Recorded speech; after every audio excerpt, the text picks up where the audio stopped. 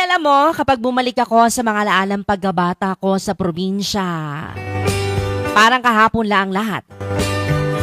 Yung simpleng buhay, yung bang mga bagay dati, Madi, na hindi mo pinapansin pero ngayon, namimiss mo na.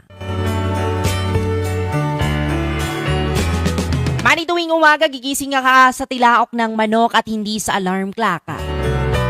Tapos paglabas pa ng bahay mo ay mararamdaman mo agad ang labig ng simoy ng hangin at amoy na amoy mo ang halimuyak ng mga bulaklak at damo na basa dahil sa hamog.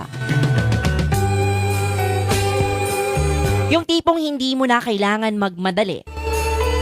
Dati, yung bang walang cellphone na hawak-hawakan, kundi pamalo lang ni nanay kapag late ka ng gumising. Tapos, didiretso ka na lang sa taniman o kaya sa bukid. Hindi pong mag-harvest ka na lang ng prutas o gulay, mga kaibigan. Laging may mga alagang kambing o mga hayop, at iba't ibang hayop pa yan.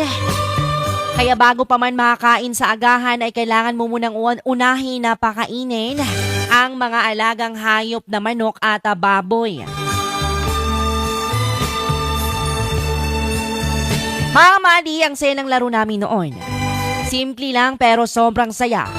Yung tipong naglalaro lang kami ng tago-taguan sa may damuhan o di kaya gagawa kami ng mga baril-barilan gamit ang mga sanga at puno ng dahon.